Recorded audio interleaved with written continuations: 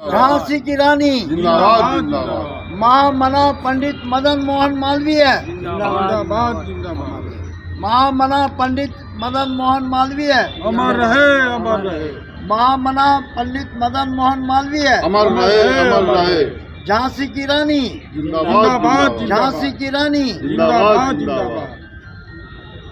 देखिए, मैं हूँ नई दिल्ली के जंतर मंतर पर तमाम यहाँ पर लोग इकट्ठा हुए हैं। इनकी कुछ मांगे हैं सरकार के समक्ष।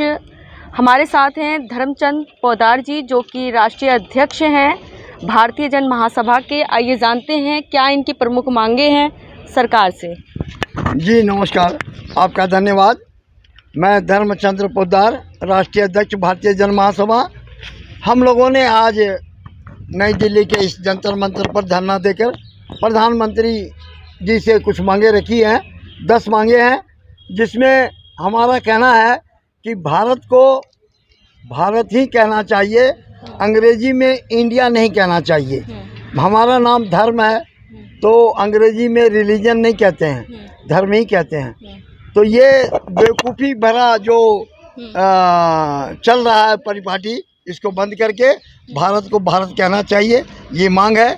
और एक मांग है, कई मांगे हैं, जिसमें एक मांग यह भी है कि भारतीय नोटों पर झांसी की रानी का फ़ोटो आए, नेताजी सुभाष चंद्र बोस का फ़ोटो आए, महामना पंडित मदन मोहन मालवीय का फ़ोटो आए। इस प्रकार हमारे जो देश को स्वतंत्र कराने में जो क्रांतिकारियों ने अपना बलिदान दिया, जिन महापुरुषों ने अपनी आहुति दी, उनके फ़ोटो नोटों पर आने चाहिए। यह एक अच्छी शुरुआत होगी। और हमारी मांग है कि एक DNM चैनल है, वो पटना बिहार का है, जिसने हिंदू देवी देवताओं को लेकर के काफ़ी अश्लील बातें कही है, काफ़ी कुछ इस प्रकार का किया है कि जैसे कोई देवी देवताओं में भी जातिवाद हो। तो ऐसे चैनल को बंद करने की भी मांग हमने रखी है।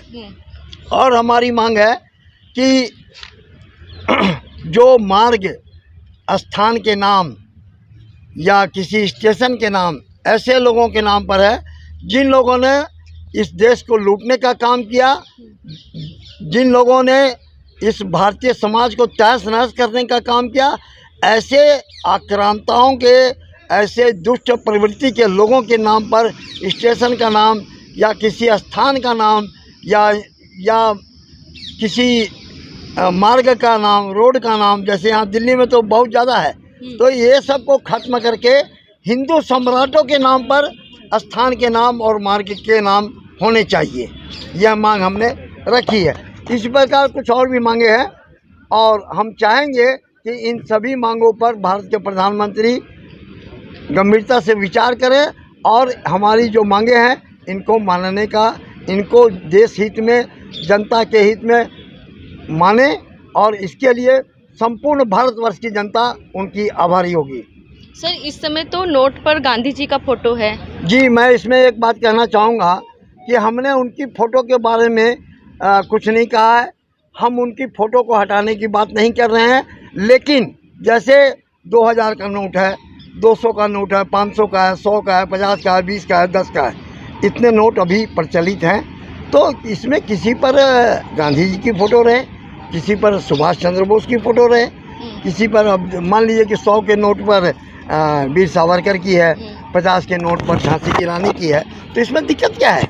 इसको मानना चाहिए। इसको मानने में मुझे नहीं लगता कि कहीं कोई दिक्कत है।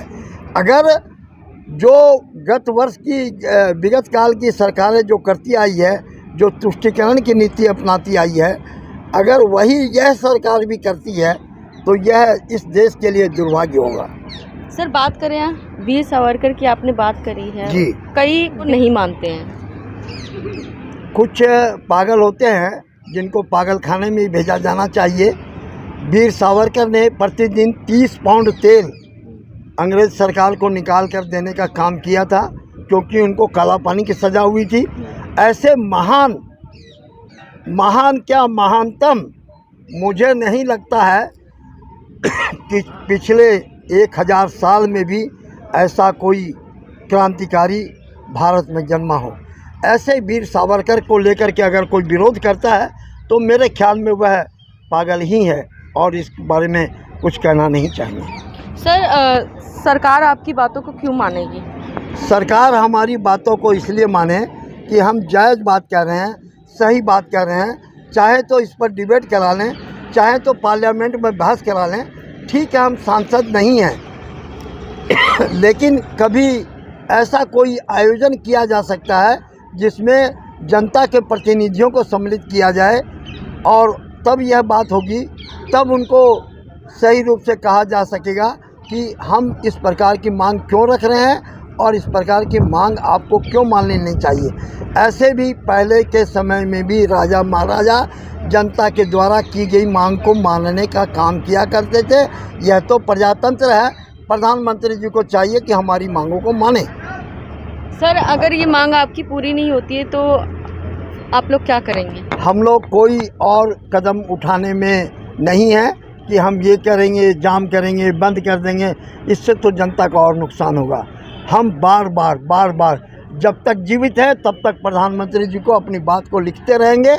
यही कर सकते हैं और यही करना चाहिए, क्योंकि हम जनता को परेशान करने के लिए बंद का आह्वान करें या कुछ और कदम उठाएं वह उचित नहीं होगा। हम अपनी बात को बार बार लिखते रहेंगे। जिस प्रकार बच्चा रोता है, उसकी माँ कपड़े धोती है और धोती रहती है, बच्चा रोते रहता है, उसकी माँ नहीं सुनती है। लेकिन जब बच्चा और भी रोते रहता है, कंठ फाड़ के रोने लगता है, कंठ अवरुद्ध हो जाता है, उसकी माँ को मजबूर होकर एक दिन उठना पड़ता है, एक समय उठना पड़ता है, बच्चे को दूध पिलाना पड़ता है, फिर जाकर के अपना कपड़ा धोने का काम या जो भी काम घर का है वो करती है। तो इस प्रकार से अगर हम बार बार अपनी बात को उठाते रहेंगे तो मुझे नहीं लगता है कि कोई भी देश का प्रधानमंत्री, अपने देश का प्रधानमंत्री अपने ही जनता के द्वारा उठाए गए कदमों पर, अपनी मांगों पर विचार नहीं करेगा। मुझे ऐसा नहीं लगता वो मानेंगे। सर बात करें हम जनता से, तो जनता का कितना सपोर्ट है आपके? जनता का सपोर्ट है, लेकिन जनता अभी कीड़े मकोड़ों की तरह केवल कमाने खाने में लगी हुई है। हम बार अपील करते हैं लोग आगे आएँ, लोग आगे नहीं आते हैं। केवल और केवल कीड़े मकोड़ों की तरह कमाने खाने और मर जाने के सिवा अभी जनता को कुछ नहीं आ रहा है। लेकिन मुझे उम्मीद है कि जो हमारे साथ हमारे राष्ट्रीय महासचिव हैं अजय कुमार सिंह जी, राष्ट्रीय सचिव हैं प्रमोद कुमार खिरवाल जी, राष्ट्रीय सचिव हैं देवघर के पंडा जी हैं कमलराज जजवाड़े जी, और अपने एक और भी राष्ट्रीय सचिव हैं जो हरिश्चंद्र आर्य जी। इस प्रकार के लोगों को लेकर हम चल रहे हैं। ये अपने अपने क्षेत्र में, अपने अपने इलाके में बहुत बड़ा दमखम रखते हैं और मुझे लगता है कि यह आवाज़ उन तक भी पहुंच रही है, इनके क्षेत्र में भी जा रही है, हमारे क्षेत्र में भी जा रही है और हज़ारों हजार लोग जुड़ेंगे। यह नया संगठन है और इसमें लोग जुड़ेंगे और हम लोग अपनी बात को बनवा कर रहेंगे। जनता से क्या अपील करना चाहेंगे? हम जनता से यही अपील करते हैं कि हमारी मांगों पर आप भी अपने अपने स्तर से लाखों करोड़ों की संख्या में चिट्ठी भेजें प्रधानमंत्री जी के नाम पर, और जैसे भी हो उनको सोशल मीडिया के माध्यम से ज़्यादा से ज़्यादा प्रेशर डालें कि इन उचित मांगों पर वो विचार करें और निर्णय लें, और ये निर्णय जल्दी लें। जी बहुत बहुत धन्यवाद। महासचिव जी आपका नाम? मेरा नाम अजय कुमार सिंह, मैं भारतीय जन महासभा का महासचिव। अभी आपने हमारे आदरणीय अध्यक्ष महोदय का इंटरव्यू सुना। मैं इनकी बातों से पूर्ण सहमत हूँ और इन प्रमुख मांगों में एक मांग मैं भी एक जो जोड़ना चाहूँगा कि आजकल जो हमारे बहू बेटियों बच्चियों की रेप हो जा रही है और कहीं न कहीं उनको नाबालिग कह करके छोड़ दिया जा रहा है या ज़्यादा से ज़्यादा दोषी को छोड़ दिया जा रहा है और ज़्यादा से ज़्यादा उसको दंड नहीं दिया जा रहा है, नाबालिग के नाम पर छूट जा रहा है। इसका प्रमाण भी है। तो मैं प्रधानमंत्री जी से ये मांग करूँगा आपके चैनल के माध्यम से कि ये जो रेपिस्ट होते हैं 18 साल कह करके और कोर्ट में जा कर के अपने को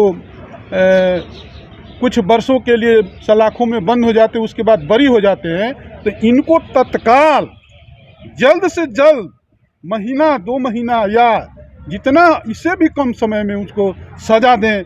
मेरी तो मांग है कि उनको फांसी के अलावा और कोई सज़ा मंजूर नहीं, ऐसे रेपिस्ट को जो हमारे बहु बेटियों को इस तरह का घिनौना काम करते हैं। बिल्कुल सर। जय हिंद, जय भारत। सर अपना नाम बता दीजिए। मैं कमल राज जजवाड़े पंडा तीर्थ पुरोहित बाबा बैजनाथ क्षेत्र से आता हूँ और संस्था में राष्ट्रीय सचिव के पद पर हूँ। आप अपने अध्यक्ष की बातों से सहमत? मैं अपने अध्यक्ष और महासचिव की बातों से सहमत हूँ।